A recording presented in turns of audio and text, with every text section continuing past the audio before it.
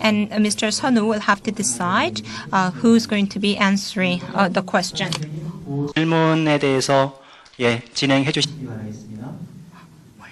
Well, the question is that if the general exclusion order has been handed down, then I heard that imports of all infringing products will be stopped. Then does that mean that the ITC is looking at the products of other companies besides the products of the party in the investigation? So do you analyze the... Those are two questions. So the first question is 첫 번째 질문에 대한 답을 하면요. 이렇게 일반적인 배제 명령이 제시되면은 내려지면은 모든 유사한 제품만 침해 여부를 보는지 아니면 그 당사자의 제품만 보는지 하는 그런 질문이라고 판단했는데 이런 일반적인 면제 명령은요. 배제 명령은 그렇게 흔한 것이 아닙니다. 그런 이 경우는요. 어떤 특정 제품에게 제조업체를 갖다가 확실히 이제 찾을 수 없을 때, 그러니까 일반적으로 이제 사용되는 그 화학 제품, 그러니까 딱 어떤 제품을 봤을 때 이게 누가 만들었는지 모를 때 그런 경우에는요 특허 소유자가 이제 일반 배제 명령을 요구를 하게 됩니다. 그러니까 ITC 같은 경우는요 재량권이 있습니다. 이런 일반 배제 명령을 내릴지 여부를 판단할 수 있는 재량권이 있습니다. 그렇기 때문에 분석된 모든 제품들이 침해한다. 그럼 침해가 된다고 판단했을 때는 그때는 제한적인 배제 명령을 내릴 수가 있습니다. 그러니까 위원회에서는요. 그 일반 배제 명령도 검토를 할 수 있고요. 그리고 제소자가 알고 있는 모든 제품에 대한 샘플을 제공을 했는데 그 모든 샘플들이 다 침해를 하고 있다. 그러면은 일반 배제 명령을 내릴 수는 있지만 반드시 그래야 될 것은 아닙니다. 그러나 일부 샘플이 침해를 안 한다. 그러면은요. 거의 그 일반 배제 명령이 내려질 확률이 없습니다. 그게 첫 번째 질문에 대한 답이고요. 제가 추가로 말씀을 드리면은 ITC가 어떤 결정을 내려서 이게 최종적이면요. 그걸 집행하게 되는 기관은 관세청이 되겠습니다. 관세청은요. 그 명령을 받은 그 변호사와 함께 일을 하게 됩니다. 그래서 제품들을 보고요. 여기서 뭐 회피 설계가 있었는지 또 어떠한 제품들이 실제로 위반했는지 등을 보게 됩니다.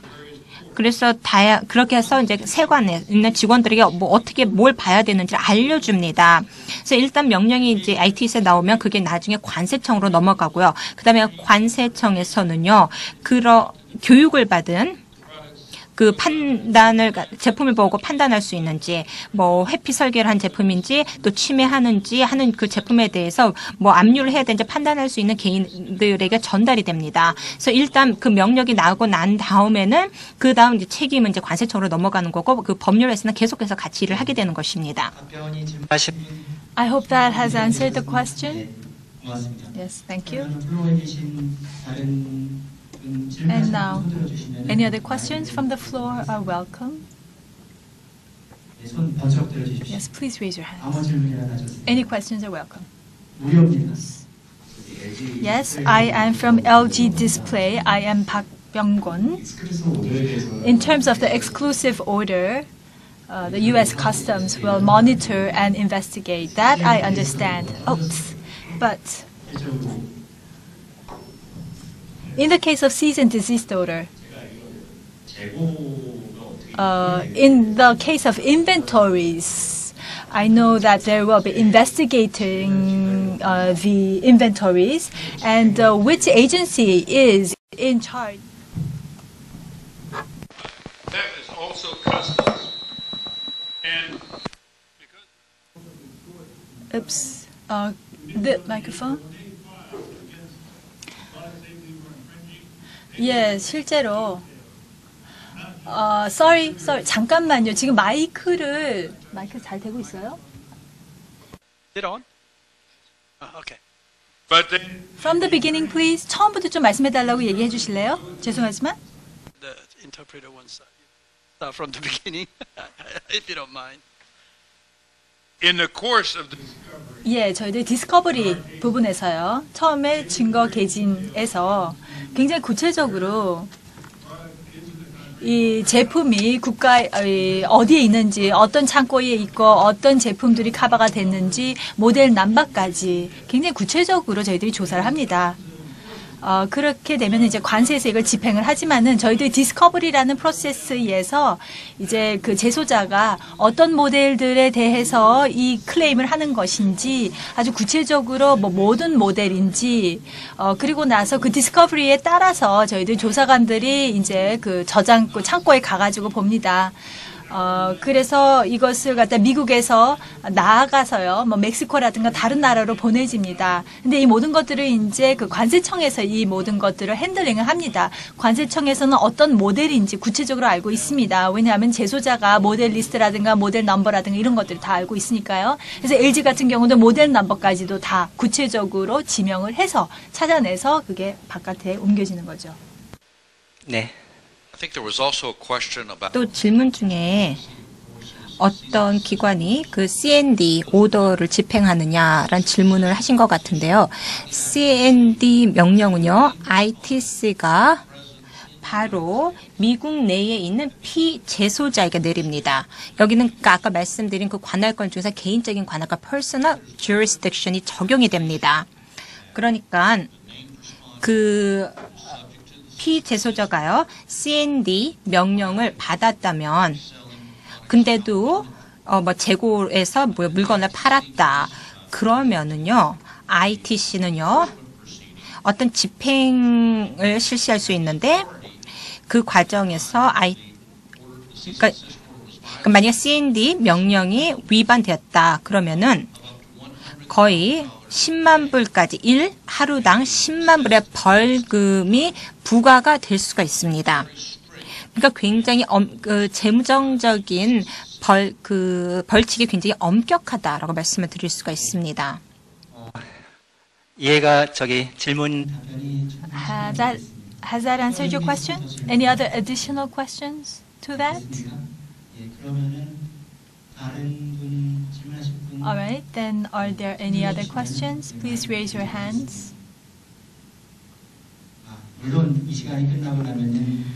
After this time, you will be at the reception and you can ask questions in a more comfortable environment, but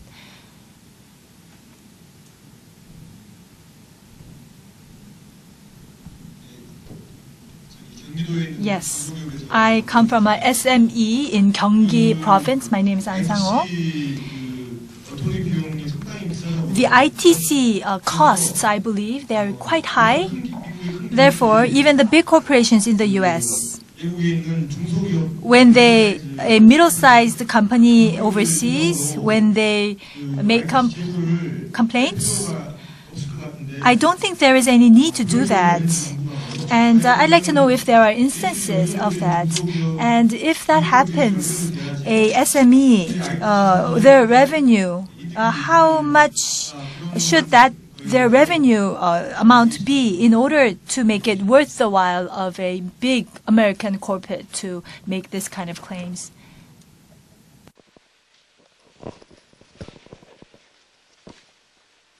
제가 그냥 한국 Yes, perhaps I can respond to that in Korean.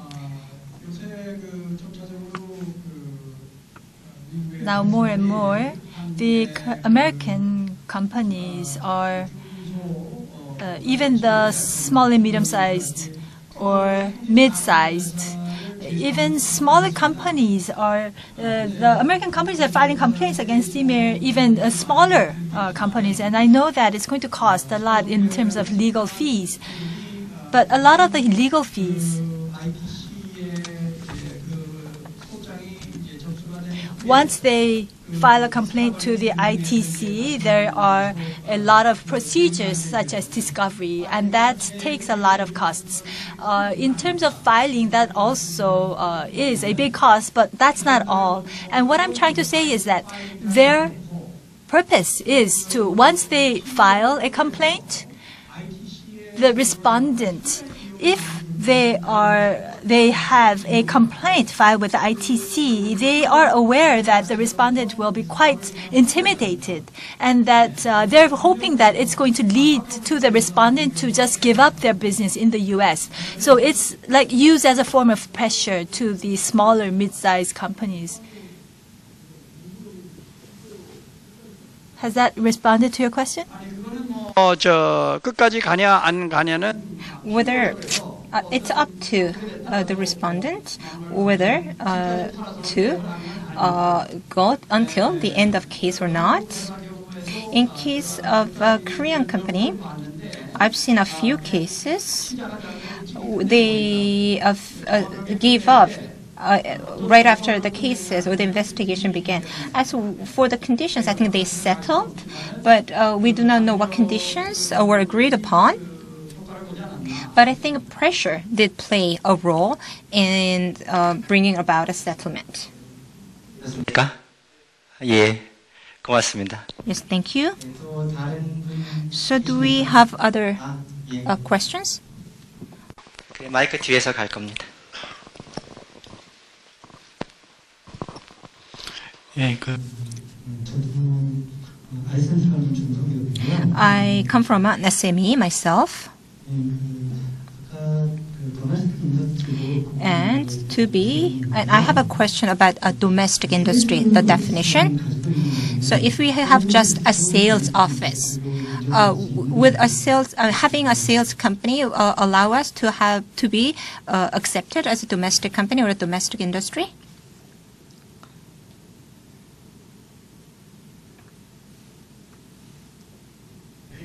예, 그럴 수도 있습니다. 그러니까 완전하게 명확하지는 않은데요. 왜냐하면 sales office가 기준이 될 수도 있는데 상황에 따라서 달라지긴 합니다. 그러니까 어느 정도 한계라는 것이 있습니다.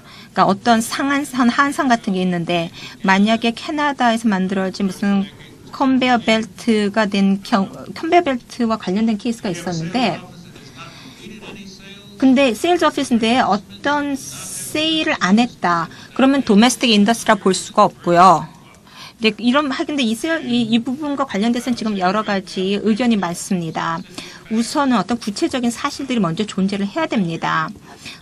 그래서 어떤 구체적인 사실이 있어야 판단을 해야 되고요. 이게 만약에 1,000만 불 이하의 판매를 하는 세일즈 오피스다.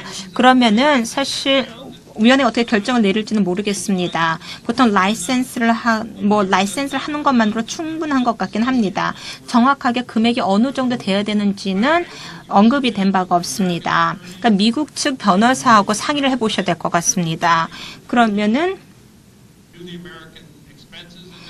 여기 관련된 미국과 관련된 비용이 세일즈 오피스에 있나 이런 걸 보셔야 될 텐데 어떤 보장은 없습니다. 어떤 사실에 기초되고 이것도 이제 연방 수준의 항소법원에서 이 내용을 보고 있습니다. 그쪽도 만족을 못 하고 있습니다. 도메스틱 인더스트리에 관련돼서요. 저도 이게 뭔지는 알지만 저도 근데 ITS 같은 경우도 정확하게는 이제 이 도메스틱 인더스트리가 뭔지 정의를 못 내리고 있는 것 같다는 느낌이 듭니다. 예, 저도 좀 추가로 말씀을 드리면 전에 내렸던 판결들을 보면은요, 판매, 세일즈만으로는 도메스틱 액티비티로 볼 수가 없다는 것입니다. 그러니까 세일즈 오피스와 관련됐을 때는요, 보통 pre-sales engineering, 그러니까 어떤 상업용 장비를 팔 때 설계 분석을 해서 이게 요청된 기능을 할 수 있는 여부를 판단하는 것인데요. 그러한 설계 분석